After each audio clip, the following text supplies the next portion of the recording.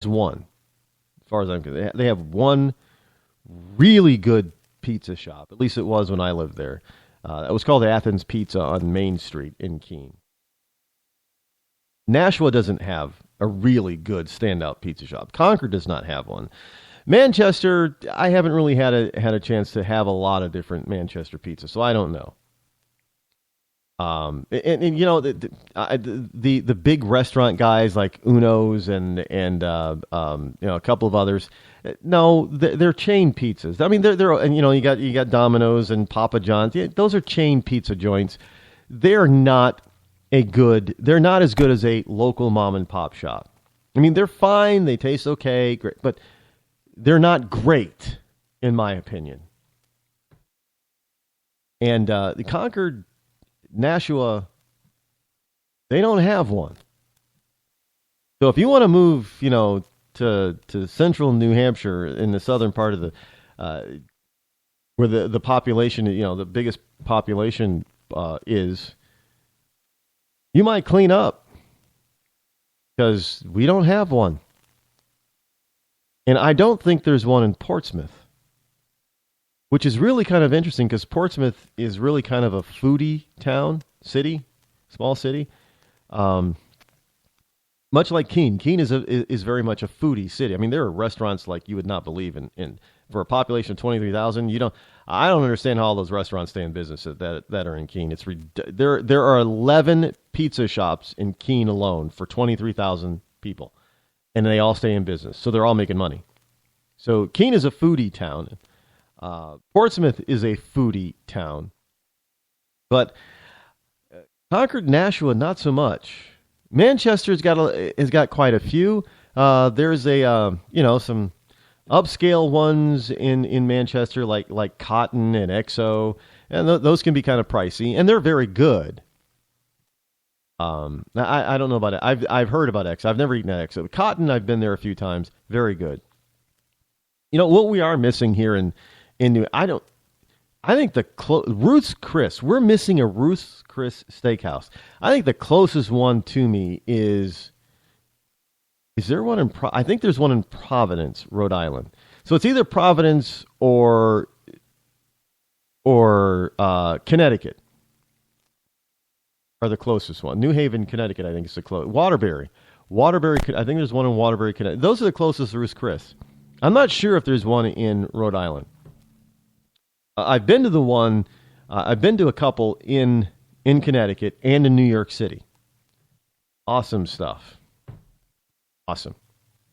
So if you're out and if you're going to go out this weekend to eat, I hope you find a really good awesome pizza shop, or find a really good. Just splurge once in a while. Go to a really good. It might cost you $100 or $200 for the real Bruce Chris. For two people, you're gonna drop $150 minimum. Just warning you, it's going to be easy to drop $150 for dinner for two at Ruth's Chris. No, it's not one of those places that you eat often. It's probably been the last time I had Ruth's Chris was when I was in New York City 2 years ago. So that's how often I can afford to eat at a place like that. I'm trying real hard to get to that stratosphere where working my butt off to get to that where I could make that a more regular occasion. But dinner for two, $150 to $200 is just not my idea of affordable right now. But go spend $15 or $20 on a good pizza. Forget the $5 pizza thing. That's okay. I mean, for low end pizza, the $5 pizza is not bad. It's pretty good. Not going to mention their name, but you already know who it is. And besides, you help keep some of those people that are working there. You're keeping them out of the participation number, low participation rate numbers. So they're not in the 95 million part. They're in the other half, 60%. A lot better.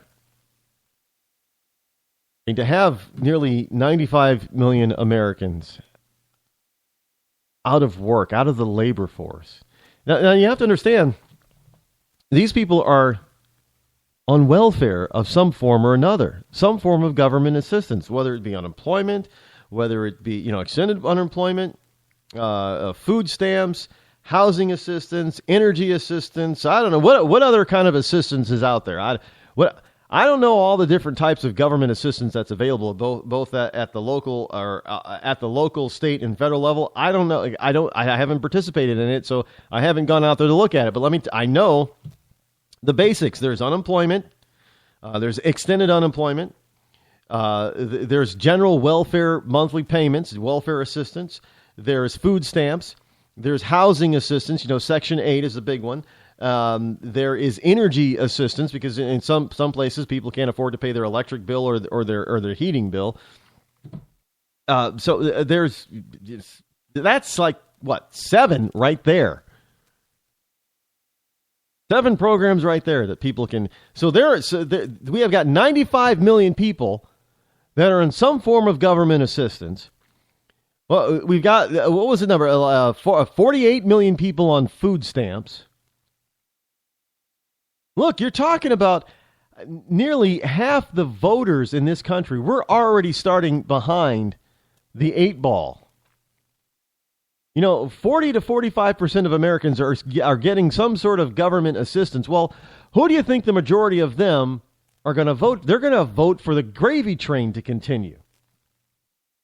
So you're already talking about you're losing 40 to 45% of the electorate. So that means you've got to go after that 60 to 65%. You better be on your game. Yeah, great. You're going to probably get 30% or 40% right off the bat. So all that's left, that 25% that's remaining, you're going to have to convince that you're the best one. Because that's where you can call them independents if you want. But generally speaking, that's who you're going to have to go after. That is who you're going to have to convince that you're the one. And let me tell you, they're no more informed than the average Hillary Clinton supporter. They're not. So they're easily swayed by sound bites as well. So if you don't think that the mainstream media can make a big difference in the next general election in 2016 by trouncing Rubio, if he's the guy, and wrapping him up and hanging him, virtually hanging him, it's a colloquialism, then you're not paying attention to the last 2 presidential elections, when the mainstream media did just that to the Republican candidates. They basically strung them up and hung them. Now, granted,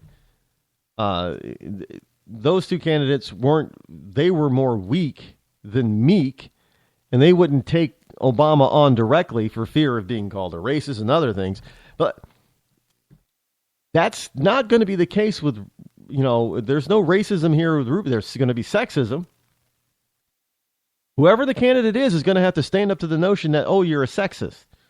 Because the Democrats are going to have Hillary Clinton, come hell or high water, somehow they're going to get her through all this email gate, all this other scandal. They're going to get her through somehow. She's going to be their nominee because they can't have Bernie Sanders. They cannot have Bernie Sanders. And who's left? Martin O'Malley? People still don't even know who the hell he is. And they kicked Joe Biden to the curb. So who do they got? All they got is Hillary. She's got to be their nominee right now, unless they decide to, hey Joe, we'll give you $1 billion to start going right now, or unless there's no way that Obama can keep the FBI from actually finding out the truth, and then there's no possible way that the Justice Department can't charge her. She's going to be their nominee. So you know what they're going to go after. Whoever the candidate is, you're a sexist, you're a sexist, you're a sexist. Rubio can't handle that. I'm sorry, he can't. Trump isn't going to care. He's still going to destroy her. They have a problem with going after Dr. Carson. Yeah, they're going to call him the Magic Negro and the Uncle Tom and all that kind of stuff. But a lot of people aren't going to buy it. And he's a lot stronger than the left gives him credit for. And I think they're finding that out now. And there's no way they're going to be able to say that he's a sexist. Well, he's a minority. What do you say about that?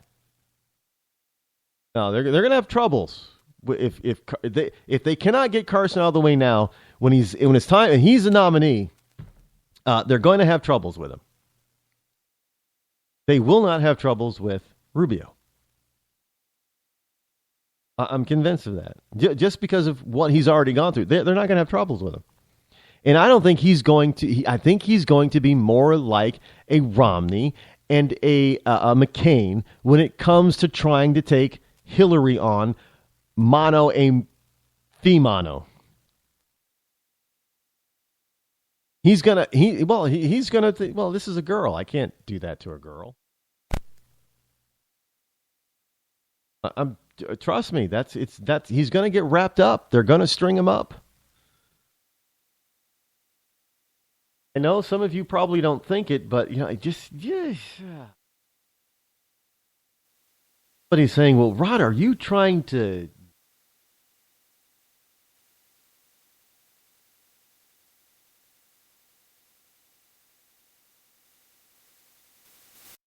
Yeah. Not like I don't like him. I do. I mean, I have an issue with his immigration policy.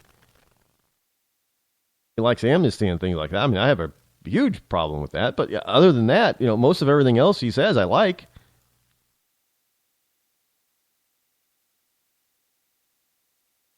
I don't know. You guys don't believe me. That's all. That's all I can say. Don't believe me at your own peril. Here, I got something fun for you before we hit to the next. Consumer Reports is out and names, and this is from USA Today that I got this from. But Consumer Reports is out with and names the 20 worst cars for reliability. And I got to tell you, I was a little bit surprised by some of the ones that are on the list. Coming in at number 20 is a Mercedes-Benz C-Class. Now, I was, because, Mercedes is, it's supposed to be top-notch stuff. People are spending a premium to buy a Mercedes. The same with the Lincoln. A Lincoln MKC. And they're saying it's because of electronics, the drive system, and power equipment. And so the unreliability has to do with more than just the engine, I guess. And of course, you have the Hyundai Genesis Coupe. Now, I'm not familiar with that. I'm familiar with Hyundai. I'm not familiar with the Genesis Coupe, by the way. It goes. Some cars that you just would not think would be on the list, from manufacturers like Acura, GMC and the Chevy Yukon Tahoe is on the list. The Chrysler 300 is on the list. One of the new fast cars out there is on the list. The Dodge Challenger. Mercedes has got more than one car on there. The GL class is on there. This is unprecedented for Mercedes. You've got Infiniti. Like I said, and there's the obvious ones. I mean, Ford has got a couple of cars on there.